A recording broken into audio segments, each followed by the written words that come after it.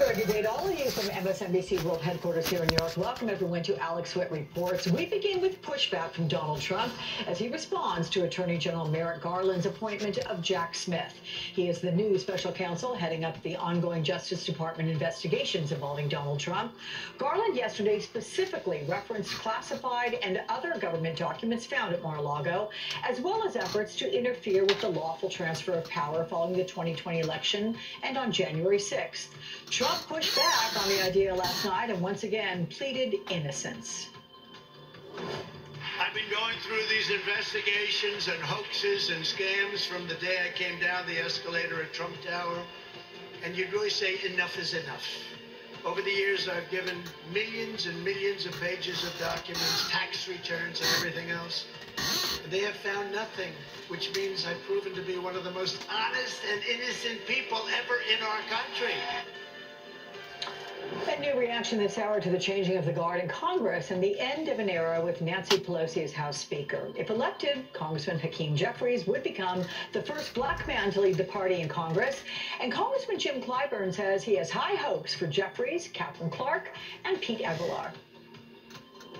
I hope they will continue this forward movement that we've had for the last several years. Nancy Pelosi has been a remarkable leader. She has demonstrated time and time again how to rise above the fray and really look long term as to the future of this great country of ours. And I was hoping that this trio of leaders will do the same. A new fallout from the Biden administration's declaration in a lawsuit filed by the fiancé of murdered Washington Post columnist Jamal Khashoggi. The administration now says Saudi Arabia's Crown Prince Mohammed bin Salman's high office entitles him to immunity, even though Biden, as a candidate, vowed to make a pariah out of the Saudi rulers over the 2018 murder. I'm going to ask Congressman Seth Moulton about that in just a few minutes. But first, let's all go to the White House. And NBC's Monica Alba standing by her. Says that he's entitled to immunity.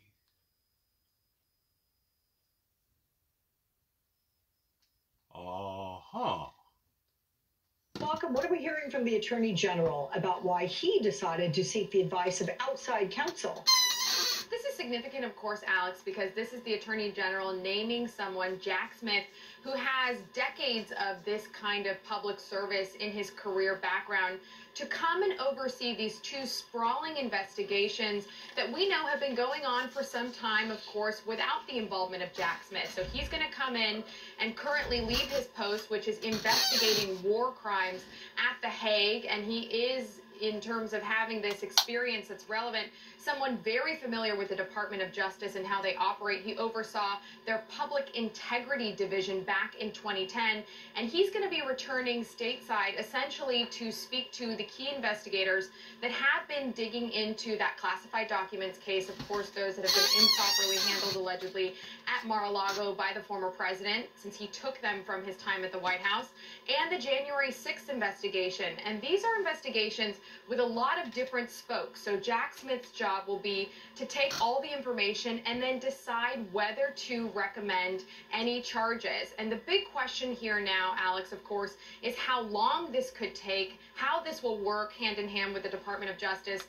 And the Attorney General was very clear yesterday in that the biggest reason for doing this is he wants to continue this impartiality, especially in light of 2024, not just the former president announcing his plans, but the current president who has stated he also wants to run again. So take a listen to the Attorney General putting this in that context and the need for a special counsel yesterday. I strongly believe that the normal processes of this department can handle all investigations with integrity. And I also believe that appointing a special counsel at this time is the right thing to do. The extraordinary circumstances presented here demand it. And it's no surprise that former President Trump is already firing back at this news. The special counsel is something he's familiar with. This would be his second special counsel investigation, of course, dating back to Robert Mueller's probe. And in terms of his response last night, he continued to echo what he has said for years about any criminal investigations that touch him, which is essentially to call them a witch hunt and a hoax. He responded last night in more detail. Listen here. I thought the investigation with the document hoax was dying or dead or over, only to find out that the corrupt and highly political Justice Department just appointed a super radical left special counsel, better referred to as a special prosecutor, to start the process all over again. And again, we just can't overstate the timing here, Alex. The fact that the former president declared his intention to run for 2024 just this week suggests the urgency of why the Department of Justice did this now. And if we talk about the timeline here, of course, we don't know. And Attorney General Garland did say yesterday he expects Jack Smith to work expeditiously. The probe itself could take a long time, and it could land smack in the middle of the actual 2024 presidential a year and a half or 2 years from now even, Alex. Okay. Monica, I know it's chilly, but stay with us just for a little bit longer because I also want to bring in Harry Litman, former U.S. attorney and host of the Talking Feds podcast. Harry, welcome. You, like many legal analysts, suggested the Attorney General did not need to appoint a special master. You wrote, he needn't permit Trump's candidacy to divest him of day-to-day and ultimate responsibility for probably the most important action the DOJ has ever undertaken. And since he needn't, he shouldn't. So I'm surprised he ultimately did. Yes, and not only did he, but he said it was necessary. And the important thing to understand here, Alex, is there's a law here. It's a regulation, and this is how Merrick Garland was reading it. And in my op-ed, I made it clear it's a nuanced call, but when he used those words, extraordinary circumstances, public interest, that's Merrick Garland seeing a text that gives him marching orders, and as he read it, there were extraordinary circumstances. Can't really debate that when he's when the possible defendant is a presidential candidate. And is it in the public interest? The argument against it, the one that Garland ultimately rejected, is they're going to be calling this politicized in any event. There's really no way of reassuring. And the last 24 hours does seem to reinforce that point. Mm-hmm. Not just Trump, but many Republicans are saying the move itself is politicized, which is a little bit crazy. But that's the notion, and the thing to understand is this is Garland reading the law that binds him and saying we've got to do it for that reason. So Garland says that Jack Smith is going to exercise independent prosecutorial judgment on whether or not charges should be brought, Harry. Does the AG, though, does he ultimately have the final word whether to prosecute him? And keep in mind, Merrick Garland still answers to President Biden. So does that create enough distance to avoid any appearance of partisanship?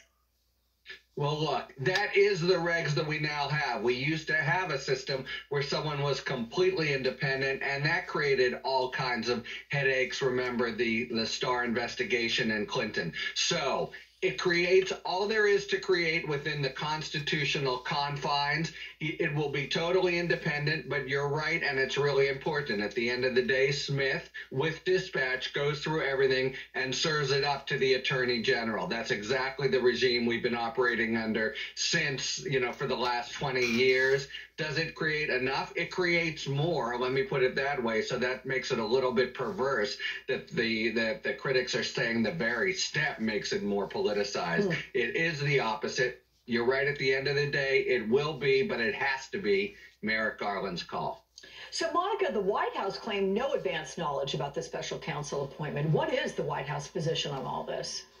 As we've seen with other Department of Justice moves in the last couple of months, that is exactly the White House position, that they want to maintain independence. In fact, candidate Biden said one of the reasons he ran against then President Trump was because he felt that he was too involved in DOJ matters, and that if he were to win, he would assure that there was a firewall and that they could, again, have this impartiality because they want to make sure that they can't be accused of political motivation, even though that is exactly what's happening from the former president and his critics, who also don't feel like this is happening necessarily in the right time. But what's notable here, Alex, is that the White House press secretary and the president, again, have reiterated they didn't have any kinds of a heads up. They're not involved in this, and they won't be going forward. And it's that kind of position that they feel is paramount to preserve no matter what the outcome of this is in either investigation.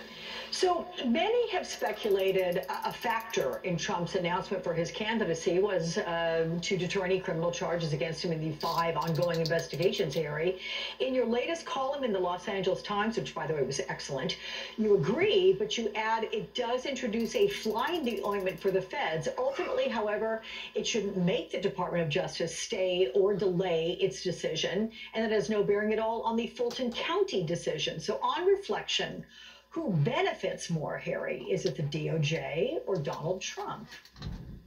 Look, we hope it's the American people who Garland said we could handle it, but here is this reg. We hope it's the American people who benefit from an enhanced sense, a buffer, not a complete impermeable barrier, but a buffer between Garland, the political appointee, and Jack Smith, who's going to exercise independent judgment. What I said was right. There's nothing under the Constitution that says you can't indict a former president. Garland says it's extraordinary circumstances, which it is, and so we're going to take this extra step to reassure the public that this is completely impartial. Hopefully that's the way it works, but that the public now that can be reassured seems to consist of a narrower and narrower sliver who haven't already made up their minds. And that hopefully, that's at least those folks who are persuadable will be reassured. Let me ask you both quickly, are there expectations for how long this could play out? Monica, on behalf of the White House, have they said anything about that? And then Harry, with your judicial mind, like how long you think this is going to go? Monica?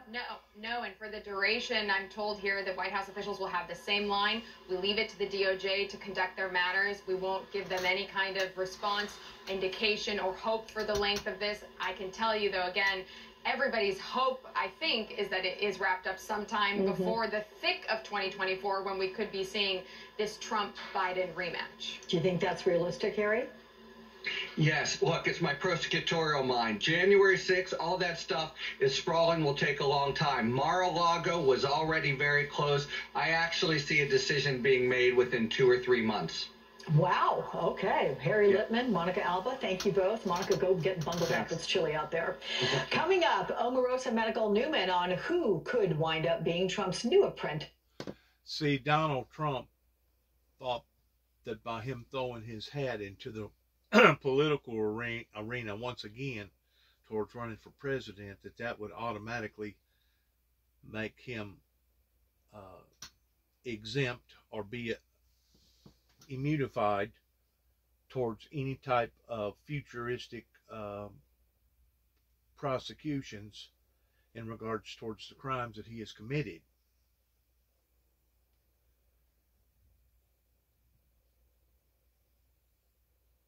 And I guess if you get to looking at it, technically speaking, whenever Donald Trump made that last national, international statement or speech there in front of the Capitol building, or not far from the Capitol building, that basically started the mob, he was actually, at that point in time, no longer president. And he knowed that he wasn't president. And he knowed the things that he was saying was inaccurate and that it was wrong in the way that he was pursuing it. So because of that, I personally feel like that he wouldn't have the immunity of being a president during the time that he supposedly committed the crime, because he committed the crime the day of that the powers was supposed to be already been exchanged. So in the process of the exchange was in fact the breach. So was Donald Trump protected under the immunity presidential executive clauses at that point in time, knowing good and well that Pence was not going to sway the way that Donald Trump wanted him to sway, knowing good and well that that was going to cause an eruption, that he himself stood the way that I understood it in a certain particular place or room in exchange towards watching 3 hours of endless violence being pursued, while he could have at least attempted to have stopped the crowd in a much earlier time, but didn't. That in and of itself speaks volumes about how that he actually felt about, I guess he was more or less idolizing what was going on there pertaining to the busted windows and all the tear gas and people getting hurt and we want Nancy and let's hang Nancy and where's Nancy and where's the vice president. I mean, that was just totally out of order. And Donald J. Trump probably thought that he had a hunch that if he throwed his hat back into the arena towards now becoming another political campaign party, an opponent in the White House, running for the White House, that would make him exempt from that in which what had already occurred. And it wasn't just the January 6th deal that they're looking at. It's also the fact that the day whenever he left the White House, which I know for a fact that at that particular point in time he was not president, but the day that he took all those records from the White House, he was basically stealing those records because at that point in time he was not the president of the United States. Now let's say you was the president of a company and you had strict guidelines towards everything was supposed to be, kept under wraps. This is let's say it was some sort of military security company, and you don't want your secrets and the things that you're doing spread abroad.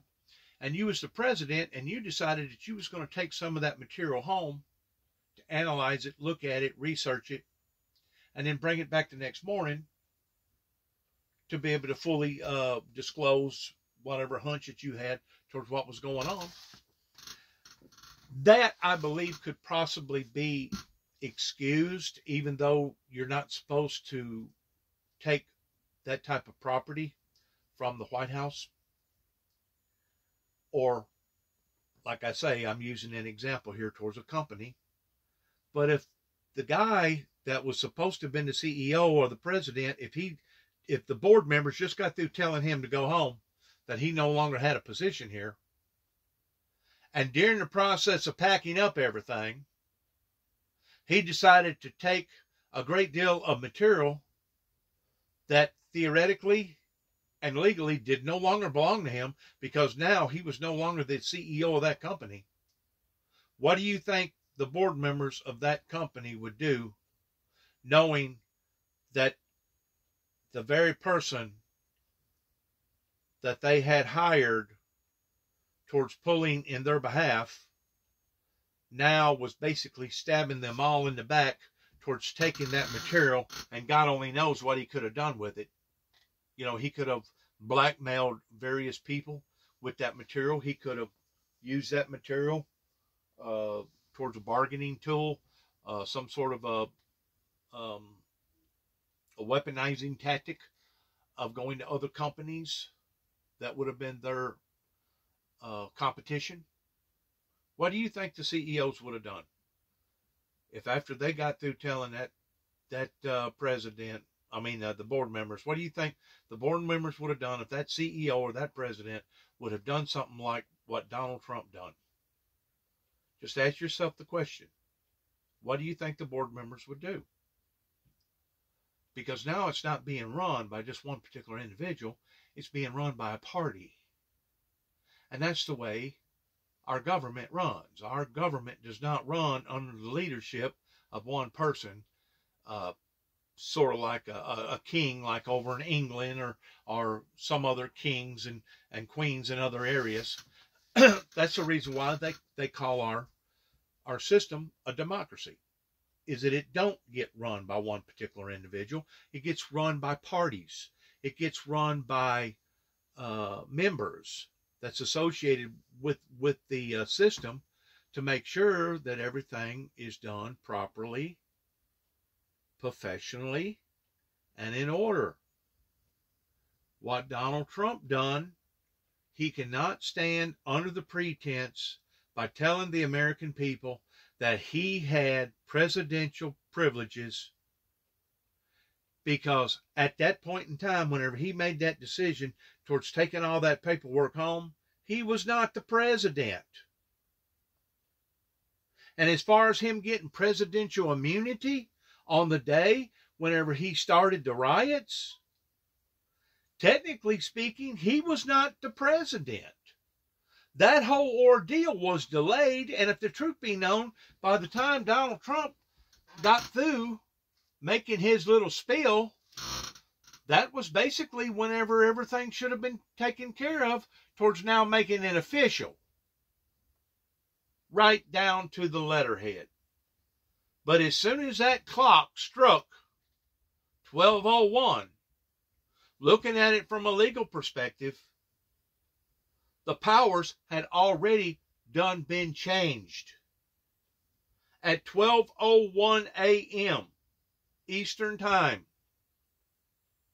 was whenever Joe Biden was officially the President of the United States, and Donald J. Trump was no longer the President of the United States. It did not become official until later on that day, which was delayed, which was hindered, but it still got done anyway. You see what I'm saying? If you put the timelines, the time frames in the right time slots that Donald Trump keeps wanting to spew out to the prosecutors and to the world that he should have immunity because he was the president, is a bunch of BS. Just like I think it's a bunch of BS for the slaughtering of a journalist, a news journalist over in Saudi Arabia, to think that individual went into their presence inside their palace or whatever you want to call it, and he come out in little bitty suitcases, speaks volumes about that group of people that is that barbaric to begin with, in addition to the way that they masterminded and cut people's throats and basically fumigated 9/11. And now they're asking for immunity coming from the White House, coming from the president, and they'll probably give it. And the reason why that they'll give it is because the Saudis has America over the barrel pertaining to them being in charge of OPEC. And if they upset the apple cart too much, well, there's going to be serious consequences on account of it. And not only that, but the Saudis, we have allowed for them to come over here to America and invest in land, property, schools,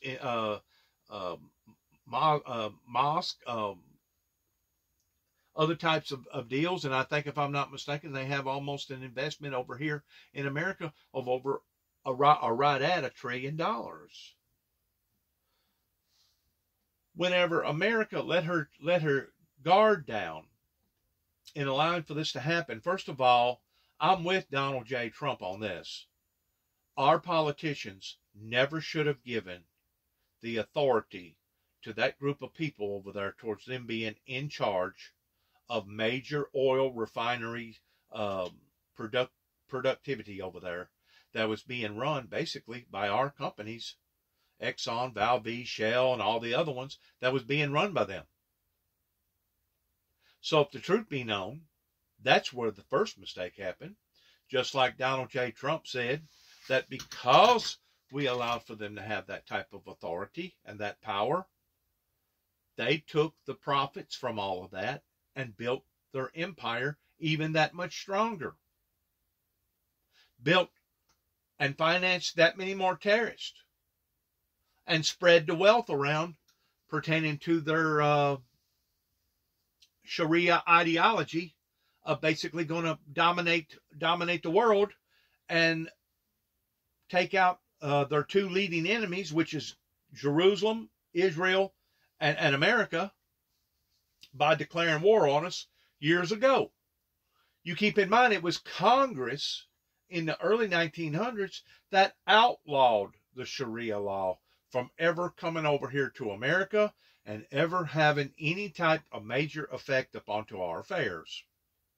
It was that Congress in the early 1900s, I'm assuming either before World War I or shortly after World War I, that they said that this group of people was terrorist.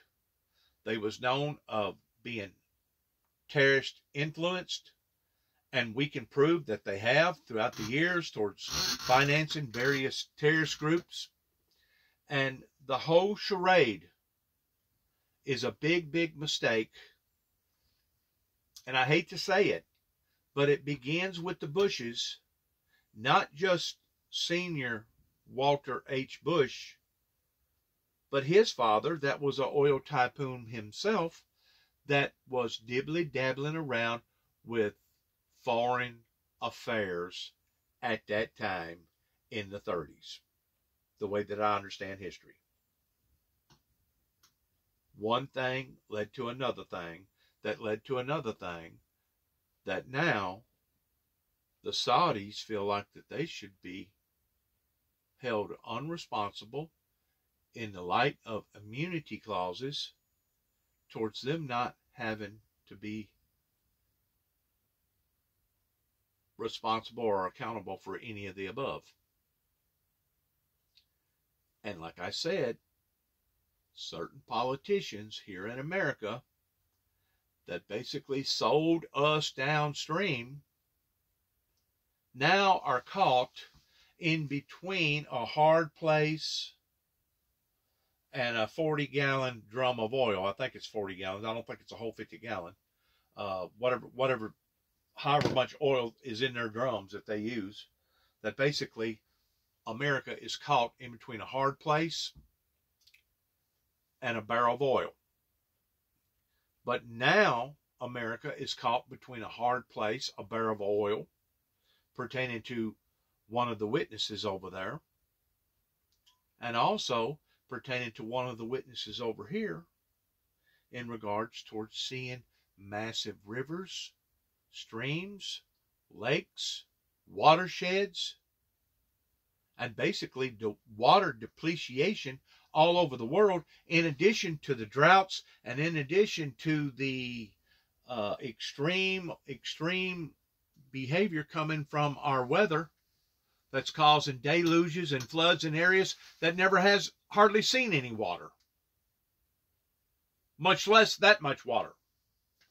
Just like what happened a year and a half ago in Middle Tennessee and what happened this year up in southeastern Kentucky, and seeing, I think, Texas being flooded 3 or 4 different times just within the past 5 or 6 years. Louisiana being flooded a couple of different times. Mississippi, Jackson, Mississippi, it contaminated all their water. I mean, all these events, regardless whether it's mold or people drinking substances in the water that is contaminated because of the flooding water, is all elements towards making society sick. Now let's go back to the Bible in the first 4 chapters where it talks about to repent, or else this is God speaking, I will throw thee off into a sick bed. So you can't tell me that God is not allowing for our adversary, the devil, of coming down in great wrath, just as the Bible talks about, that's going to occur, that's going to bring humanity basically to its knees. It talks about woe be unto the inhabitants whenever you shall see these things starting to materialize. And it's all lining up in perfect alignment pertaining to some of the agreements that, yes, Donald Trump's administration made pertaining to the Abraham Accords, but it's also got to do with other people's work. And I'm going to use Heinz 57 real quick out there, that's been involved in major international peace talks for years.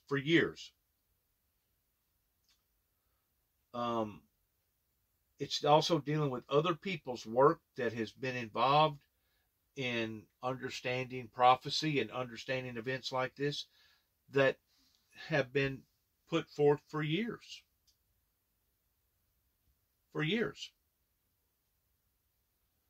So to see something on this level actually happening here in America, and I've said this before and I'll say it again, is actually worse pertaining to our own sitting at one time used to be president, because now the eruption is happening from within. And we've always had eruptions. That's the whole purpose for having, having political elections, so that we can get out the old and bring in the new, and wisen up to what that they have done and how that they've done it. And there's always been eruptions to some degree every time one power leaves and another power comes in. But not on this level. Not on this level.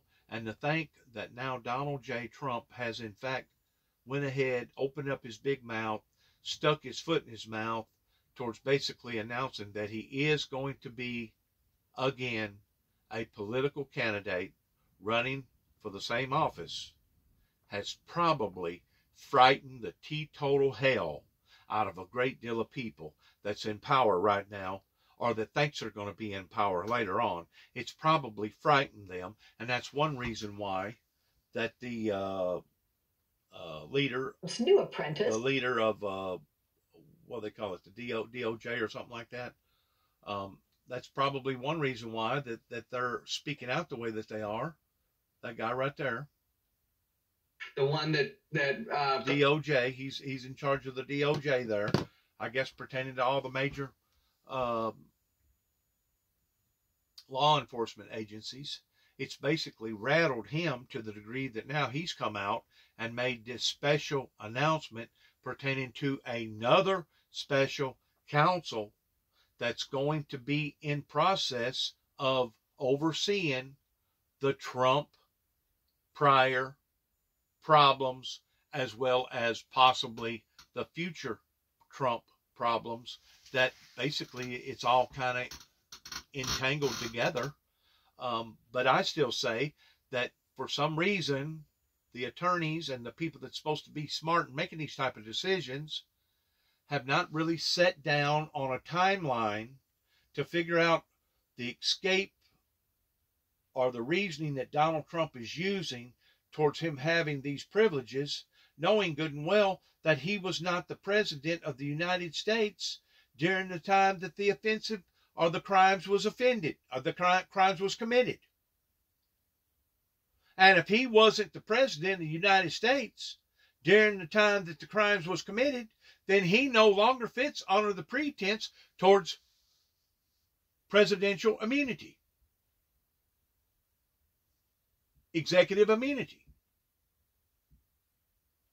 That's what obviously either they don't understand or they don't think that's going to have a significance. And I think it would have a significance towards looking at the wire, because I guarantee you they're down to the minute. Okay, I'm just going to throw this out there. The law is down to the very minute. And they keep a very tight watch on what they do and how they do it. A matter of fact, it's only been just within the past few years since I've come back to Tennessee that I took notice in how the affairs was being handled up here in Weakley County on lower courts of basically their mispronunciation, misspelling, not spelling a person's name correctly, or saying that this person lived at this address and they didn't live at that address. Whenever I was growing up, those things was looked upon as being big no-nos, because it could actually have thrown the case completely out of court. It would have been looked upon as a big no-no. Today, I guess they can run the show any way they want to. Don't matter if they get the name right or not. Don't matter if they get the address right or not. Just a bunch of carelessness as far as I am concerned. And I want to say this. I guarantee you, the day that my probation ended in Trigg County, Kentucky, on a 2-year span,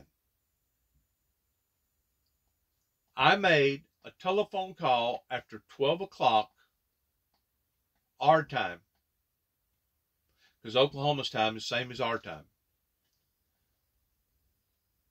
12 o'clock in reference to me not violating any judge's order towards me not making any type of contact with any of the LBL employees or law enforcement people that work for LBL or anybody associated with Land Between the Lakes. If I would have made that telephone call before 12 o'clock,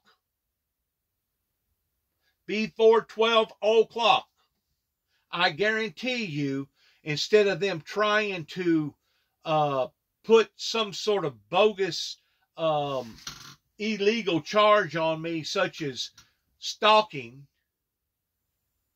that according to the Kentucky laws carries a charge of 1 to 5 years per telephone call. I didn't even know there was such a thing as telephone stalking. I thought it was called telephone harassment. Especially if the things that you was talking to or talking about was recorded, and especially if the things that you was talking about was not in a harmful intent way.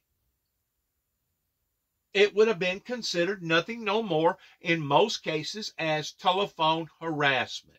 But if you make a telephone call,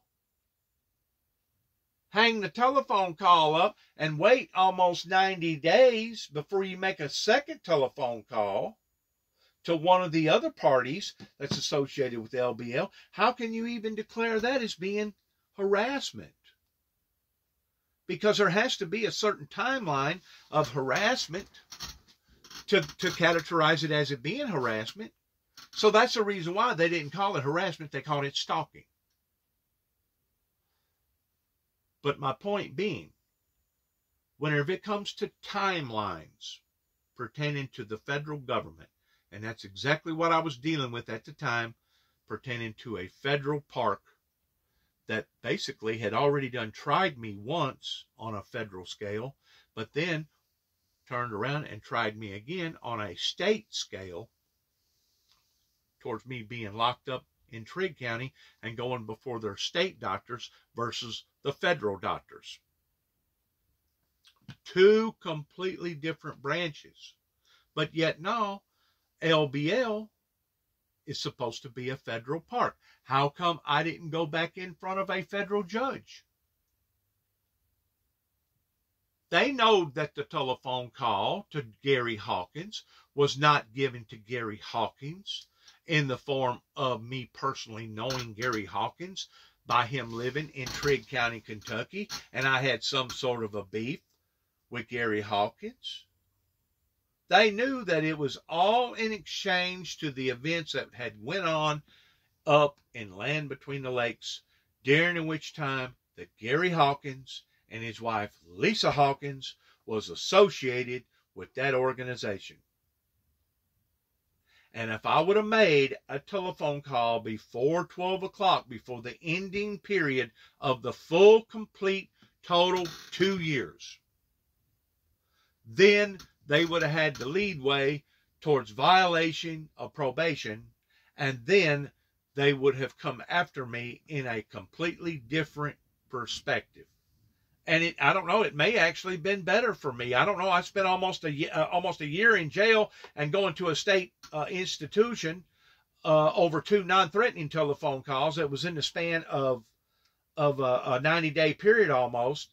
So I tend to wonder if I wouldn't have been better off to have made the telephone call before 12 o'clock versus waiting until after 12 o'clock. But I don't want you to get asphyxiated on my particular problem that I've already done went through. I've done went through that. Obviously, they must have thought that they had some sort of a lead way in doing that, even though I believe, and I think others that look at it, that want to look at it, that are concerned about it, was an unjust move by the Kentucky authorities pertaining to the Commonwealth. But now let's look at this. Let's go back to this pertaining to timelines. The president, during the time that he was making the speech that basically heaped up that crowd, was during the exchange whenever the election was to be certified. Biden was already president. They just hadn't certified it. So how can Donald J. Trump stand behind the pretense of presidential executive immunity whenever he was not the president during the time that he was making the speech? And plus, how can Donald J. Trump stand under the immunity clauses of executive privileges, knowing good and well that the election had already been completed and now it was time to pack up and go home? And in exchange, he ordered for all that material to go with him. How can he even begin to classify himself as having presidential privileges, executive privileges, knowing good and well that now the election was over with? Not only was the election over with, but what intensifies the subject matter even more so is that it was such of a big hullabaloo that happened on the certification of Biden's presidency. So if anything, any prior president, no matter who he was, should have been that much more leerier, should have been that much more cautious towards not wanting to drag out a bunch of material and load it up and drag it down to his property, no matter what president it was, no matter where the property was. He should have been more conscientious that, wow, something just got through happening that was really, really very intense. In other words, it could have got completely out of hand. So you have to start asking yourself the question, what was and what is Donald J. Trump's intent then towards doing what he done? And what is his full intent today in doing what he's doing? There are certain mandates that is required out of any public official, a subservient for the people. And whenever you start violating those privileges, ordinarily there's consequences. In other words, just because you're the judge, or just because you're the mayor, or just because you're the governor, if you get caught up in a DUI because you got caught in a major accident out here on the road somewhere, there's major consequences, because not only are you going to get a DUI ticket, not only are you going to be fined tremendously and be punished by your insurance company, but according to the laws of the land, I think the consequences would be towards losing your job. Because now the genie's out of the bottle. You got a drinking problem, or you got a accountability problem pertaining to not drinking while you're driving. There's just a whole lot of smoke and mirrors here. A whole lot of smoke and mirrors, and I truly believe that that's one reason why the DOJ finally come out and made this special announcement to the public, to the general public, because this is all in public domain, that they was going to be pursuing after they knew that Donald James Trump was fixing to make another pull towards running for election. I personally think that there were so many freaking red bells and whistles that went off, that he really didn't have no choice but to get up in front of that little podium right there and say what he said yesterday. Because if he didn't, he was probably going to be looking towards his job being taken from him. And possibly even the two people behind him that's standing there with him. There are certain responsibilities that's coming from the letterhead of the Department of Justice, and whenever people start seeing that letterhead is no longer being fulfilled in the order that it's supposed to be fulfilled, well, then you have to start questioning, what is these people's intent? How come they're covering up for somebody that done something like this that basically still to this day hadn't even got scalded good, much less punished? There's a lot of smelly fish in the pile. And I personally believe that that if you look hard enough, and really and truly, you don't have to look hard. You just got to be able to put the dots together and look at the time frames towards what was said, when it was said, why it was said. We know who said it, and we know when it was said. Basically, if you'll pinpoint it, the clock don't lie, and go from there. I mean, it's basically speaks volumes. Proof is in the pudding towards what's going on. And to think that Donald J. Trump thinks that he's so sneaky that he's going to get up there and cause another big commotion or a fiasco, or whatever you want to call it, however way you want to pronounce it, is absolutely ludicrous coming from his perspective. Because why can't you leave well enough alone? It was a possibility that if Donald J. Trump did not throw his name in the hat, maybe he could have walked away and not be scathed or stained or punished. But whenever you go to wagging it in front of their faces, such as nanny nanny boo boo, I didn't get caught or hurt the first time, I didn't get caught or hurt the second time, and he's still lying to the American people like any, and I forgot what kind of category that they put them in, people that lie all the time. And it's obvious that what he's saying is not truthful. I don't think that the Department of Justice had much of a choice in this matter. I think the heat was fixing to get heated up, and he knew the heat was fixing to get heated up, and if he didn't get on the right side of history, that heat was fixing to burn his ass. The Department of Justice, the head of the DOJ. And to save his own skin, he's finally decided to step up and do the proper and right thing. Because now he realizes, oh my God, it ain't good enough for us to go through one dilemma that lasted forever towards keeping everybody distracted. It ain't good enough that we went through another dilemma, pretending Donald Trump grabbing up all them records and taking them down to his home. But now we're looking at possibly another dilemma, a third dilemma. It's like, when is this daggum nightmare going to end? And Donald Trump keeps basically rubbing it in her noses. Nanny, nanny, boo, boo. Nanny, nanny, boo, boo.